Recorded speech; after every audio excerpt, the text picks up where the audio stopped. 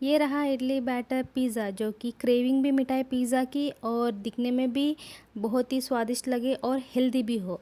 तो स्वागत करती हूँ मॉम्स टिफ़िन डायरीज़ में। यहाँ पर मैंने लिया है पिज़्ज़ा सॉस, यानी कि मैंने इसको बनाया है घर पे ही, और उसी के साथ टमाटर और प्याज और कैप्सिकम। इन सारे चीज़ों से हम पिज़्ज़ा बनाएंगे अभी।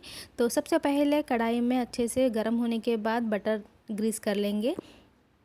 कढ़ाई में बटर को इस तरीके से अच्छे से लगा लेने के बाद हम ऐड करेंगे इडली बैटर। तो इस तरीके से इडली बैटर हम ऐड करेंगे जितना हमें थिकनेस चाहिए। यहाँ पर ज़्यादा थिक भी नहीं होना चाहिए और ज़्यादा पतला भी नहीं होना चाहिए। ज़्यादा थिक होगा तो बहुत मोटा होगा और ये फूलता भी है ना, इसीलिए थिक नहीं करना है। तो मैंने यहाँ पर 3 चम्मच इस तरीके से बैटर को डाला है और इसको अच्छे से ढककर पकाएंगे थोड़े टाइम के लिए। A few moments later. 5 minute होते ही यहाँ पर हम चेक कर लेंगे। देख लीजिए अच्छे से ब्राउन हो गया है। तो चारों तरफ से इस तरीके से धीरे धीरे करते हुए हम इसको पलटा लेंगे। देख लीजिए कढ़ाई से हट चुका है। इस तरीके से आराम से निकाल लेंगे। और यहाँ पर थोड़ा सा ब्राउन हुआ है, उससे कोई फ़र्क नहीं पड़ेगा, बट अच्छे से पक गया है। इसमें हम ऐड करेंगे पिज़्ज़ा में लगने वाले जो भी चीज़ें, जैसे कि मैंने ऐड किया है यहाँ पर पिज़्ज़ा सॉस। पिज़्ज़ा सॉस घर पर नहीं था, तो इसीलिए मैंने टमाटो केचप को उसके अंदर चिली फ्लेक्स और ऑरिगेनो डालकर इसको बनाया था सिंपल तरीके से। इसको अच्छे से फैलाने के बाद हमारे पास जो भी घर में सब्जियां होते हैं, जो भी खाना चाहते हैं आपको पसंद है, आप उसके ऊपर ऐड कर सकते हैं। जैसे कि मैंने यहाँ पर ऐड किया है टमाटर और प्याज, कैप्सिकम।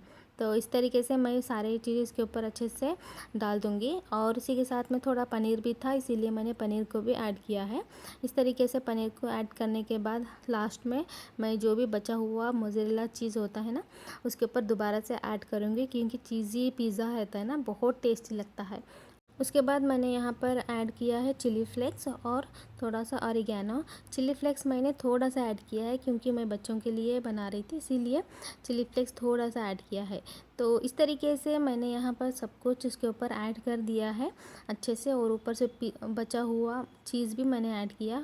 इससे डबल चीज़ हो जाता है और बहुत टेस्टी बनता है। तो यहाँ पर इस स्टेज पर सब कुछ ऐड करने के बाद मैं ढक कर रख दूँगी दोबारा से 5 मिनट्स के लिए। तो जब तक पिज़्ज़ा जो है ना उस अच्छे से बन जाएगा और जो भी उसके ऊपर चीज़ है वो अच्छे से मेल्ट हो A जाएगी। few minutes later.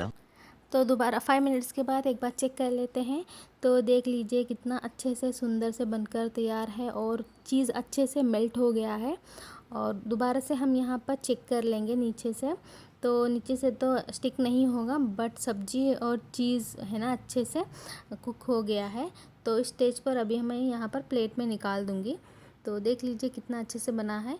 और ये बैटर इडली बैटर है ना, इस वजह से थोड़ा सा साइड से टूट गया है, बट पिज़्ज़ा तो बहुत ही बढ़िया और टेस्टी बना था। इस तरीके से बनाने से पिज़्ज़ा की क्रेविंग भी मिट जाती है और कुछ हेल्दी चीज़ भी पेट में जाती है। और बच्चे तो बहुत पसंद करते हैं पिज़्ज़ा। इस तरीके से अगर आपके घर में किसी का भी जैसे कि डोसे का बैटर या फिर इडली का बैटर हो ना, तो इस तरीके से आप सब्जियों को डालकर थोड़ा सा चीज़ और उसके साथ में ऑरिगेनो अगर होगा तो वो सब कुछ डालकर आप घर पे भी बना सकते हैं। बहुत टेस्टी और हेल्दी भी बनता है। तो देख लीजिए चीज़ कितना अच्छे से मेल्ट हो गया है, एकदम बाहर में मिलता है ना उस तरीके से, और टेस्ट भी एकदम वैसे ही था। बच्चे को पता ही नहीं चलेगा कि ये बाहर का है या घर का है, एकदम यम्मी था और सब जन अच्छे से मज़े से खाए। तो अब भी इस तरीके से आप घर पर बना सकते हैं, बहुत यम्मी बना था। ऐसे ही मैं आपको सिंपल रेसिपीज़ लाती रहूँगी। आपको मेरा ये वीडियो कैसा लगा, ये रेसिपी कैसी लगी, प्लीज़ बताइएगा। मेरे चैनल को सब्सक्राइब कीजिए, लाइक कीजिए, शेयर कीजिए। हम फिर मिलेंगे अगले वीडियो में ऐसे ही अलग और यूनिक रेसिपी के साथ। तब तक के लिए बाय बाय।